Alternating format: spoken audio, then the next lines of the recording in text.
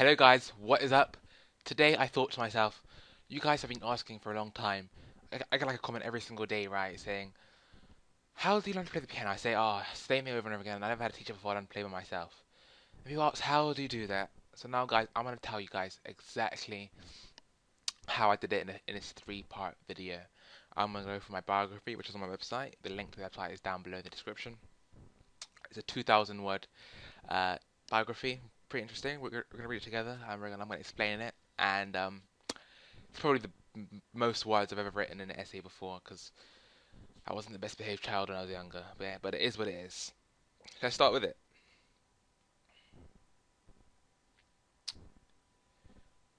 Music in the heart since childhood. My first experience with music was when I was a young toddler. I asked my parents for a notebook, and instead of writing notes, I literally drew notes in the notebook.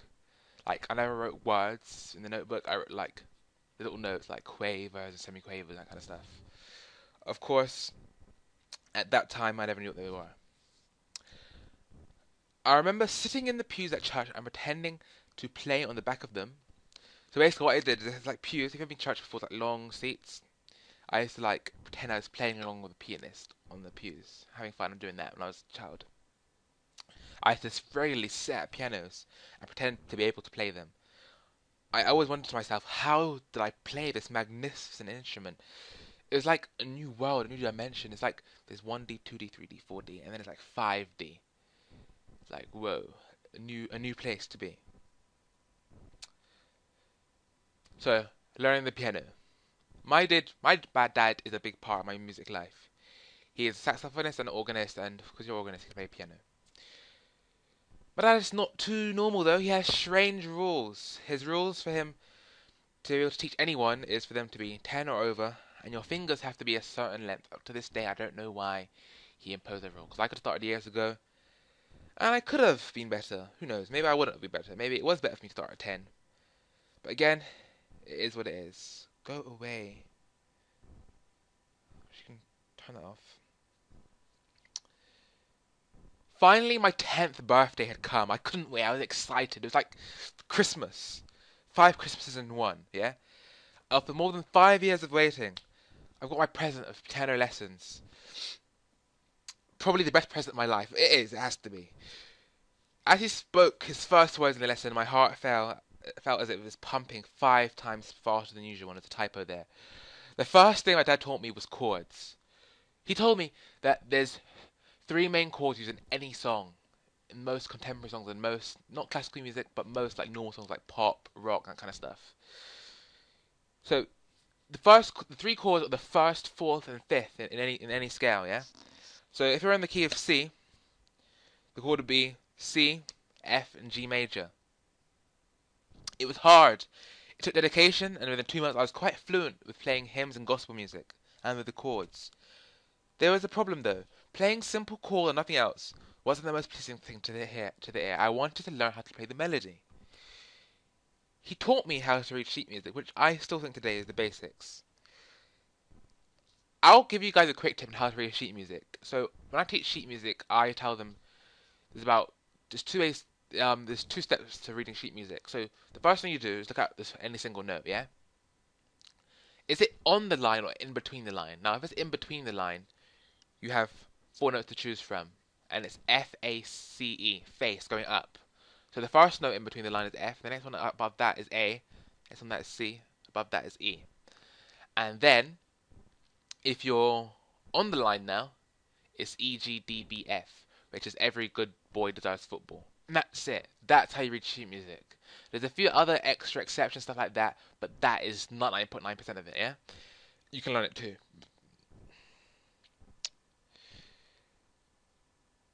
Um, let's skip a bit.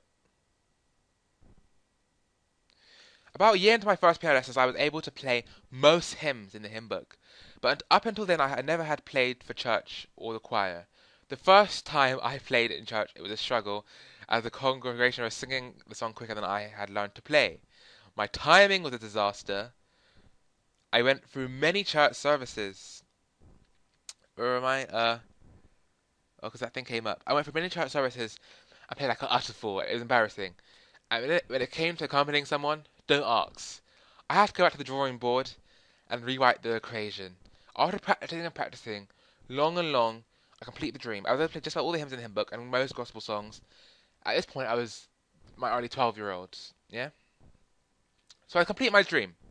What is there more to do? At this time, obviously, I never thought there was more to hymns and gospel music. So that was my little bubble. I was able to play like other people. What's more was there to the piano? My dad had to improvise, do something fancy. My dad had stopped teaching me by this point, by the way, guys. He taught me he taught me for about 3 months, properly, and then we just had like, you give me little pointers every so often for about a year, and that was it. I was only playing block homophonic chords. It was a bit dull. I had to add some flavour to the music. The um the word improvisation wasn't in my vocabulary. I was clueless. One afternoon, I was fiddling around with the piano trying to solve this equation that I had been working on for months. X equals improvisation. But what on earth was X? But then I made a big discovery. I noticed that if I was playing an A flat chord in the left hand, I could move around with the notes. Um, in the arpeggio. At the time, I didn't know what arpeggio is. And what you could do is play your A flat. Teach this to all my students. Play an A flat octave, and then wherever your index finger lands, right, play that note. So play the pinky finger first, then the index, and then the thumb, and it creates this beautiful thing you can play to make the song sound more interesting. Yeah, and that's how I did it. But I was never told this instead of get later table. Sorry, to you this might be common nature, but I was never told this. Instead of it getting laid on a table to me, I had to discover it myself. It was amazing. At the time, I never knew it, but what I had called the outward, inward, outward maneuver was called an arpeggio. I started to develop on my discovery. I swapped the third note, and blah blah blah. I just made more patterns with this basic concept. And because I learned these things myself, I really had a rich understanding of what they actually meant. If you go to grades and then you just they play the arpeggio, but what actually is arpeggio? You might be able to play it, but you just don't know what it is. But I had a deep understanding of what arpeggio was, and I expanded it big time. And that's what you see me doing in a lot of my videos. Yeah.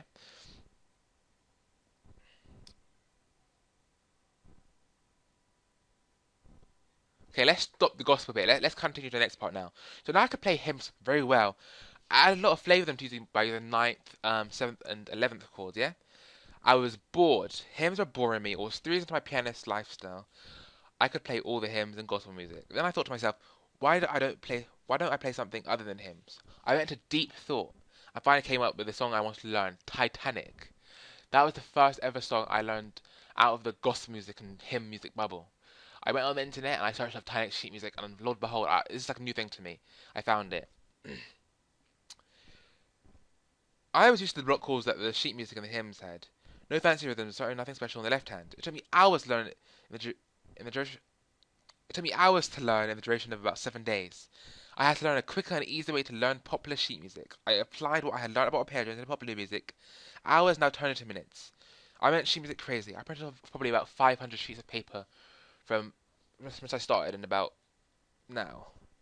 Problem though, sheet music needs paper and ink. Paper and ink cost money and is very untidy. Then an idea came up. The man on the left, Yerima, is where I am today, yeah? He opened the new door to me. After I learned Titanic, I found out about the realm of Yerima. I went crazy over him. Knew his music. His music taught me how simplicity added with emotion can create some of the best music. I learned all of his pieces. When I say all, I mean all. I learned about every single one. And what I liked about Yerima, he developed on this arpeggio theorem much more than I did, and I learned a lot from him. At this point, I believe I was 14. I was watching Twilight with my classmates, and like a lot of people, I liked the piece that was played by Edward. So I went onto YouTube and searched it up. For some reason, Yerima came up. For some strange, but for some reason, Yerima came up. For some strange reason, people thought River Flows in You was Bella's lullaby, even though it clearly wasn't. Oh well. The thing was amazing. It was emotional. I learned it. And the funny thing was that the arpeggio secret applied to the song a lot. I then proceeded on to learn Kiss the Rain, like the second biggest Yerima song. Then Maybe. Then many others such as Do You, It's Your Love, Sky, Ribbon, Love, Photographia, Dreams, Letter, Destiny of Love, Yellow Room, Cocan, I don't know how to pronounce that. Passing By and Love Me. And just to name a few, I fell in love with this guy. This guy was like my piano god, yeah? This addiction with this guy lasted for about a year. I played all of his sheet music and went crazy over it. But then he got boring too. I learned all of his songs. Suddenly while I was just sitting there staring at my piano with sheet music all around me, I had a light bulb there. Why don't I create my own sheet music? Why don't I compose my own songs? After 10 minutes trying to make some kind of song, I said to myself, okay, not as easy as I thought. It took me nearly a week to compose my first piece. Although I made a few others, one of my first pieces was called Dreams. Have a look at it. This is my first piece ever made. I play this in the church.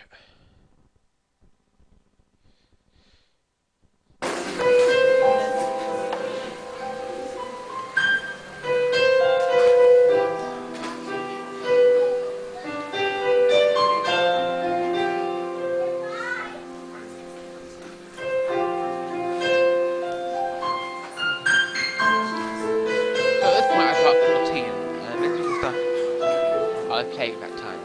By the way, this thing I got a little a year after I played it.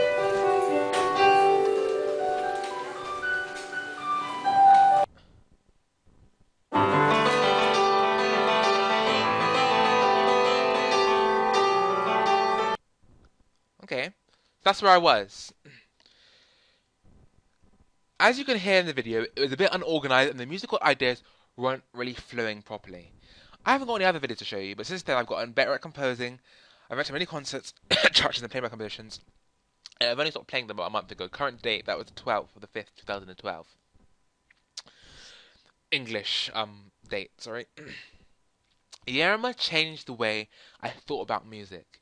He gave me a voice, but I soon came to realize that his pieces were a bit too easy. I needed to play harder music to develop my musical ability. Okay, now I found my ear. People in my church were able to play piano, and I wanted to too. Yeah, so we know that there are three main chords, the fourth, fifth, and blah blah blah, but creating melody was the hard part. I've only actually been playing the piano for a year actually, for over a year actually. The current date was 12th of 5th, 2012. It changed the way I understood music. Music was much easier than before. Minutes turned now into single minutes. That makes no sense. I should rewrite that. I was able to create more complex chords. This greatly helped my composition. It was a stepping stone for a brighter future, and this is all because of Yerma. Yes, number 1.1. Because I thought that that's Hermie Yoruba, by the way. I thought number 2 is too far behind. Hermie's only been in my life for 3 weeks now. But already, unlike Yerma, she has changed every single thing I about the way I play. Yerma is only composing, but with Hermie now I can compose and arrange in jazz fusion. Her energy through her fingers with her kinetic energy moves the keys, creates the best sound energy I have ever heard. I wish I had known of her sooner. Yerma's only my number one because he was the first one, and he is the stepping stone, because without the first stone I couldn't reach the bigger step. Because I played gospel, I had all my chords in place. All I had to do was learn jazz scales, which by the way I learned by myself within no time. I was jazz fusing natural. I learned her style of music much quicker than Yerma. All of a sudden I was composing and arranging very intricate music. I composed a few pieces such as Reminiscence, Conscience, and arranged song themes such as James Bond's themes. I found that jazz fusion is much more fun than playing any style of music I played before. I've only been playing this type of music for 3 weeks, and I can only imagine how far I'll progress with it over the coming years. And that was the top of the 5th as well. And that's where I am now. Yerma has changed the way I don't know. He's been like a god to me, and without him, I would not be here right now. And Hiromi, she's really stepped me up into the professional world. Without her, she made me learn how to play intricate music. So, just to finish this video off now, let's talk about how actually I learned to play without a teacher. Now, the first thing I did, I had to learn how to understand the music. So the first thing I did, as I said before, I learned Titanic, and I learned how they composed it and how they did it. All you have to do is all you have to do is read the sheet music. All a teacher does for you is tell you what to do. He does not make your fingers play. You do it yourself. All he does is force you. But it is more than possible to learn piano by yourself, because everyone else did back in the day. How do you think the first person learn piano. How do you think the first virtuoso learned how to play piano? Because it's something you could easily possible by yourself, yeah. And then I learned to play by ear. That might be a long, complicated story. Uh, the key thing I can tell you guys is just to keep going when it seems like no hope. Keep going. A famous quote by a guy said, I can't forget his name. He said, "The people that often do good in life are the people that carry on even though it seems like there's no hope." And that's what I did. And the rewards are surely paying off.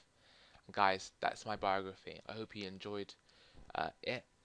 Um, could have been more detailed, but you know, best I could do. So, hope you enjoyed my biography. If you want any more comments and tips, feel free to comment in the comment section below. I'll see you guys later. Peace.